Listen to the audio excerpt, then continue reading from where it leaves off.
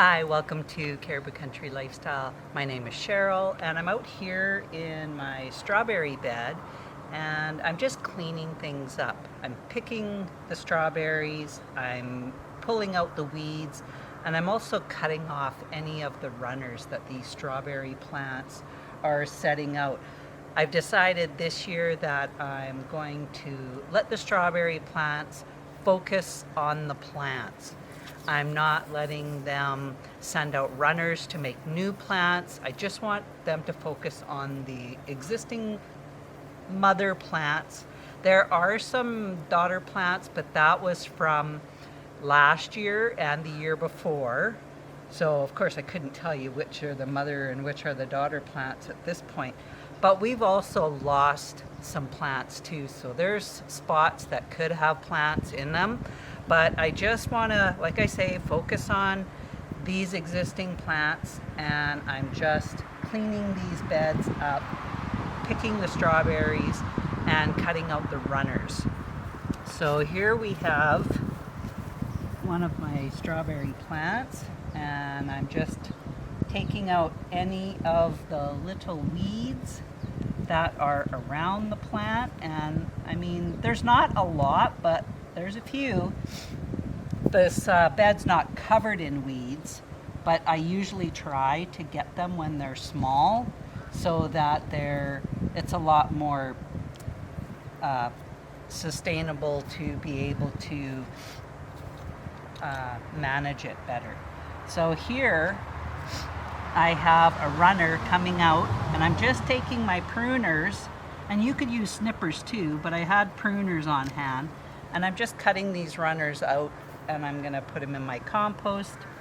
And then of course I'm picking these beautiful strawberries that we have going on these plants. So I'm gonna move down, and then as I'm going, I'm also taking out the weeds. These weeds come out. This is just the grass that is coming up in through the bark mulch. But when I'm picking it, it's like getting the roots and everything. It's a lot easier to pick and get most of the weed with this bark mulch on it. It's pretty easy. Callie, come here. Come on. That's not your yard. She thinks she's going to go over there and protect the neighbor's yard, probably from the neighbors getting in there. That's not your yard. You can't be over there. So yeah, these weeds, and this is just grass growing in. And what we did before we even put the bark mulch in was we laid cardboard down, put the bark mulch on top of it to suppress the weeds. But this bed, this will be our third year for these strawberries. And actually this has probably been my best year as far as strawberry production and the size of the strawberries as well. So I've been pretty happy with the strawberries. Jamie wanted me to let a few runners go so we could have position some extra plants, and I'm no, I'll do that next year. I just have, there's a sucker in here, or a runner in here I should say, and I'm just gonna snip every runner out that I find and then pull out the weeds around it. And we have this mesh, it's I forget what they call it. It's just the plastic netting, and why I have that on here is to keep the birds from eating my strawberries. So it's just to protect it, and it's not like the birds aren't that diligent about trying to get under the netting. So there are a few little gaps in here, and I can reach under this netting to pick out these weeds pretty easy. And I just have little clips that are on the sides of these wire rings, and then on the top, this is actually, I have two pieces of the mesh join together up here. That's why I have that clamp up there. So anyways, yeah, it's pretty easy, pretty straightforward. I just wanted to show you what I was doing with my strawberries, cleaning it up and cleaning out the weeds and picking strawberries as I go. So far I have probably almost 2 dozen strawberries in here, and like I say, they're pretty good size strawberries, so I'm pretty happy with this year with our strawberries for sure. And then all I do is I just dump my compost weeds that I've picked over here onto this side. Jamie has cleaned out the chicken coop, so this is just chicken poop. There's some straw in here and pine shavings. And then every time that he mows the lawn, then he puts that over here too. And he has started a new compost pile. We used up all of the compost that he had from last year, which we used a lot of compost.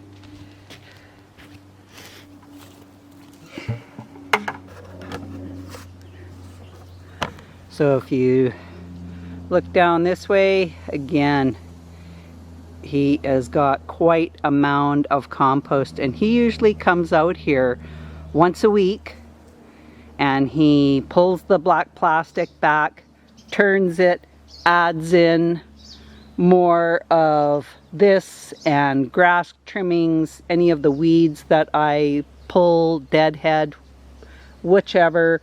I've pruned off suckers from my tomatoes, and he will add that, turn it, water it.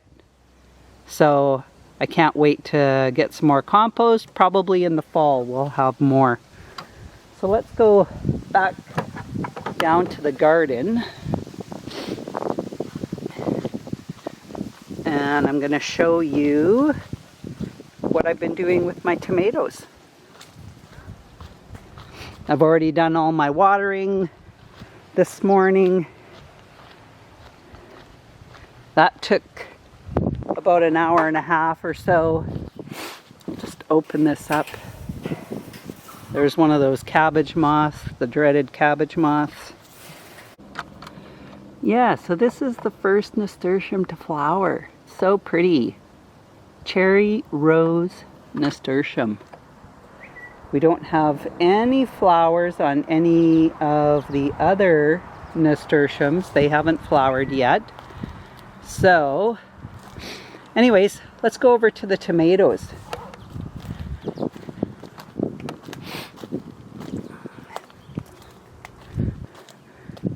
So over here, as you can see, I have pruned these pretty heavily on the bottom. And then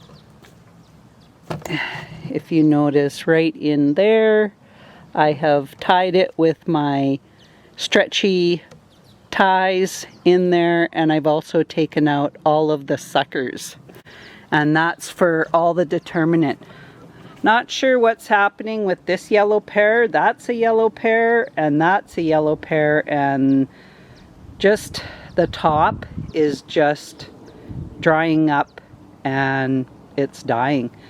So I have 2 tomato plants left over that I never sold, and I think one of them is German green and the other one is Aunt Molly's German tomato plant, and I'm thinking about taking this one out and putting one of those in and see how that goes.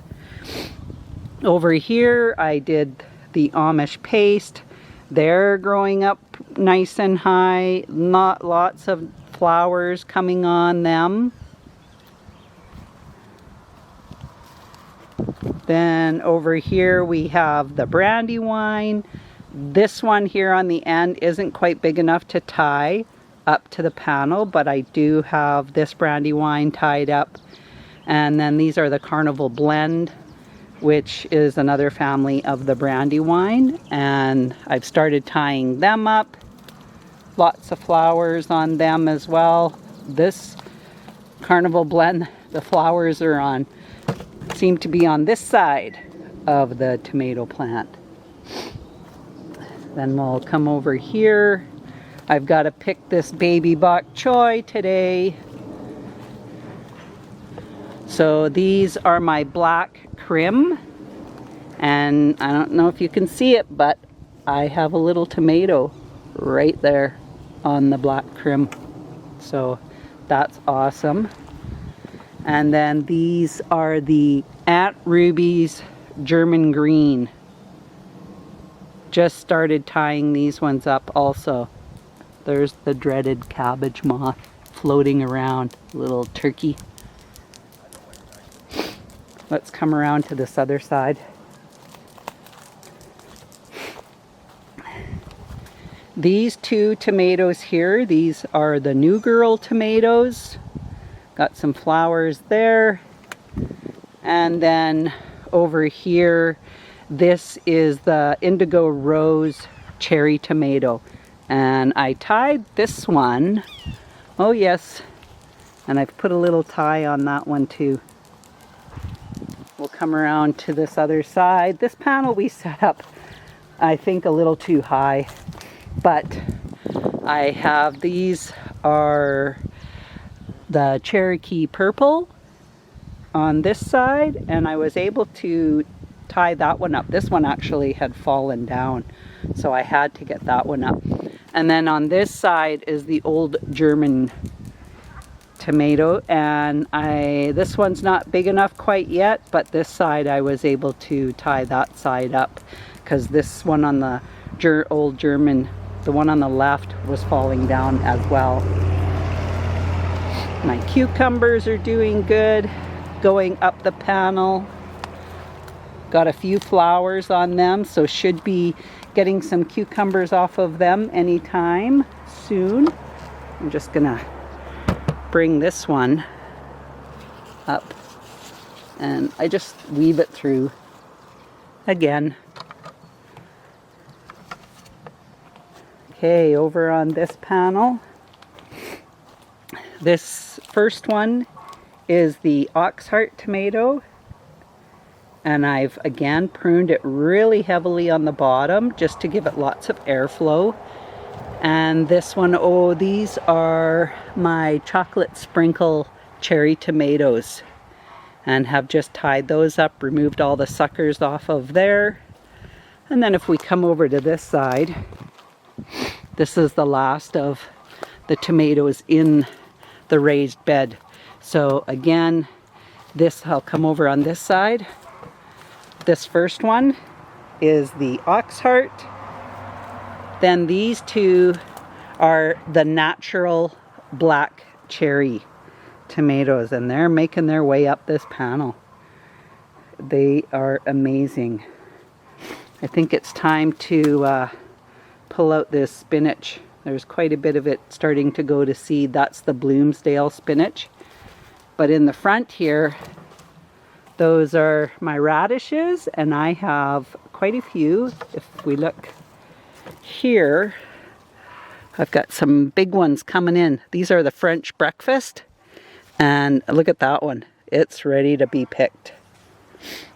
So we'll be picking some of those too. I just want to show you this. Isn't that pretty? That's the Crimson Dianthus. It's so pretty. Oh, and there, one of my double petunias has opened. There's another double petunia, that little pink flower there, that's the phlox. I got some red salvia coming in there. Some purple petunias, another pink phlox. My pansies have started to bloom and open. My basil is doing really good. There's my rosemary, it's doing good. Parsley looks good. Okay, so these are my tomatoes on the deck. And these are the Sweetie Cherry tomatoes. These are the seeds that I collected myself from my Sweetie Cherries that I had out in the raised bed garden last year. and I dried them, and I started these plants from those seeds. So I didn't have any bamboo stakes to be able to stake these tomato plants up, because they are, like I said, they would surpass the top of this tomato cage, and because they're an indeterminate variety. So what I'm going to do is I've got these broom handles, and my husband gets these broom handles from his work. They end up breaking the brooms all the time, so he brought these broom handles home for me to use to stake up my tomato plants. Also, here is a sucker in here. I'm going to remove the sucker. I did have my bucket, so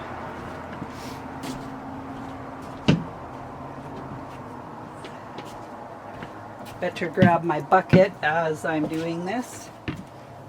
I'll put my little sucker in there. Now what I'm going to do is I'm going to take the broom handle and I'm going to go down this side, and I'm just going to push it into the dirt alongside of the tomato, and as it grows I will just tie it to this stake, which will keep it from falling over.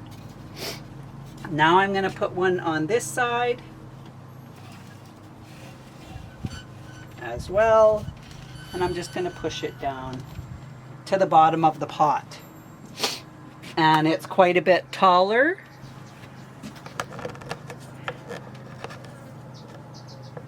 Than the tomato plant itself, so those stakes will work out well. And then I have this one also that I'm going to do the same for. This one's a little bit taller, but this one is catching up to it as well. So I'll grab my other two broom handles, and again I'm just going to slide it in the top on this side, push it all the way down to the bottom of my pot. Here's another sucker I see, pinch that out, go on the other side right across from it, and I'm going to push that one down also. And that is just going to make it a sturdy, solid support for these cherry tomatoes that are an indeterminate plant. So yeah, that's what my plan is. I still haven't figured out, because I did put a couple of, there's this one, and it's in a hanging basket. I don't know how I'm going to be able to support this. I did bring some, I have some bamboo stakes, but I don't know. I don't think sticking in a bamboo stake is really going to do much for it, because I'm going to push this in and it's just going to be, it's only comes to half of the plant. So that's not going to work. I might have to get some more broom handles and do the same for this one too. This is the Cherry Roma, which is one that I've never grown before. So I'm probably going to have to get the broom handles for that too.